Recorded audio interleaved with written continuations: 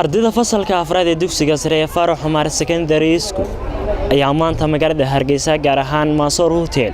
waxay maamulka iyo macallimiinta dugsigaasi ugu qabteen xaflad ay ku sabootinayaan xafladan oo ahayd xaflad si heer sare loo soo agaasimay waxa ka soo qayb galay gudoomiyaha xafiiska imtixaanaadka qaranka gudoomiyaha ku-xigeenka xafiiska imtixaanaadka qaranka gudoomiyaha dugsiga gaarka loo leeyahay Somaliland madaxa kormeerka gobolka Murudice mas'uuliyiin ka socda jaamacadda Golis macallimiinta maamulka iyo ardayda dugsigaasi iyo marti sharaf kale qorayn xafladaasina waxa ka hadlay Saciid Cabdishiil maamulaha dugsigaasi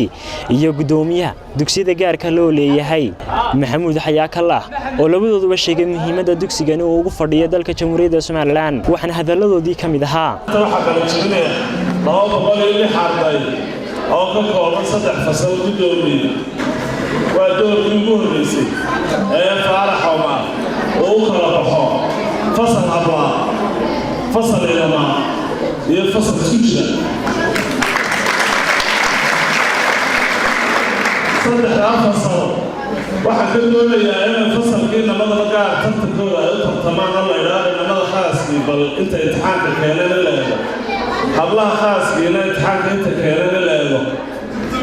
كل سكوت في هذا الصحيح أنا لا إله إلا الله سكوت نقدينا كهذا حفلتنا الشدن هذانا نوريسا هذانا أولوليسا هذانا هلاعيسا هذا اللي كان وحلو بهاينا اللغة وهي لسان أو الشدنا هي والنوريا يسوم النوريس كر وقبحه كو هدي أهل نلهنو قال لي الله نحل عبد الله السلطان تمع دولها أو تلك الملي كوا دفاع كرين ومايا لكن والنوريا يوم الشدنا هي ومعروف كو لغة أبو قارن وكسمين دوناوي في عنتاي وحناديات وقفر حسنا هاي ما أنت أيت هاينا مركي كواد يعني حفلتك سيادة فارح عمر كسوقي قالوا أنا كنا الشرف بيت هاي رنتي إذن كنا حسوسين تاريخ بيدين تاي وحكليا عن دلبريا فرين تلمان تديريا وحوي والد كم حليه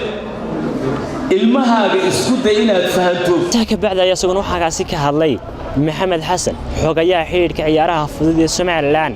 iyo sidoo kale Isaaq oo ka socday jaamacadda Golis iyagoo sheegay in muhiimadda waxbarashadu ay tahay in la dhiirigeliyo dhalinyarada waxna hadaladoodii kamid ahaa laba isruutiida laba gaar dowladda hoose saddexdaas waxna maarmaan waxna loo baahan yahay in iskuuladii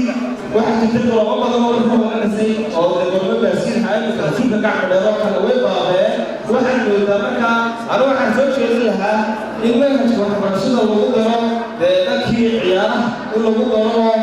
inamada la dhiirigeliyo waxa ka soo baxaya dadkii dalka matali lahaa dadkii kuwa Faarax Umar waxaan ka mid ahay ardaydii Faarax Umar ka baxday marka waxay ii noqotay samcad inaan ardaydii iskuulka ka baxay la hadlo oo u yimaado farxad gaarayay waana iyaguna waxa halkaasi ka hadlay gudoomiyaha xafiiska imtixaanaadka qaranka Daawud Axmed Faarax iyo sidoo kale ku-xigeenkiisa iyagoo sheegay hababka ay imtixaanka u qaadaan iyo waliba marxaladaha uu maro inuu diyaariyo qaabkii halkii ardaygu kaga talageli jiray inuu jiitinka iska ka maarmo ugu talageli jiray maxaa kaloo kuu kaa maqan macalinkeed u baahan tahay buuggeed u baahan tahay laabrarigeed u baahan tahay waxaynu ku bedelay baryihii dambe macalinkeed jiitinka maalinta imtixaanka aynu ballaminaa moobidkaynu qaadnaa sidaynu wax u khiyaamaynaa mushkiladaan baa inta markii dambe runtii nagu soo hadhay dabeetana wasaaradda waxbarashada iyo xafiiska imtixaanaadka markii muddo badan laga shiray laba mid bay noqotay in la yiraahdo imtixaankan iska dayni ila wixii soo baxaya ma aha aqoontii ardaygii ma aha mar haddii tartankii ka noqday aqoon ma jirto ila ka waxa weeye arday yaroo elementary-ga dhigto standard 3 gacma dheera dhigta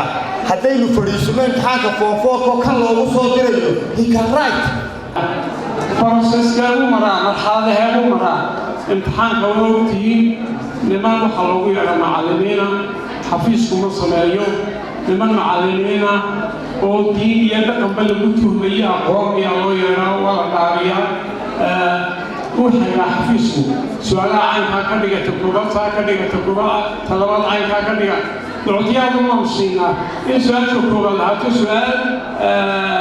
وحويا توسع وأرتي بوكي ستين فلما تصوره سؤال شربا إن سؤال هاتو فهنا أو تهرية بوكا إلى كل لكن لقسني أو وحويا تصدحا وحسويا نص كالور اليوم والله يأكل فرنجي تصدحات كل لفقور اليوم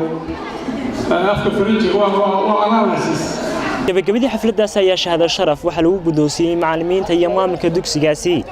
waa Khadar Ismaaciil Maxamed Khadar Nambaal iyo waliba Maxamed Aamin Axmed Abi Muqbahiya caalamiga badda Aston 4 TV magaalada Hargeysa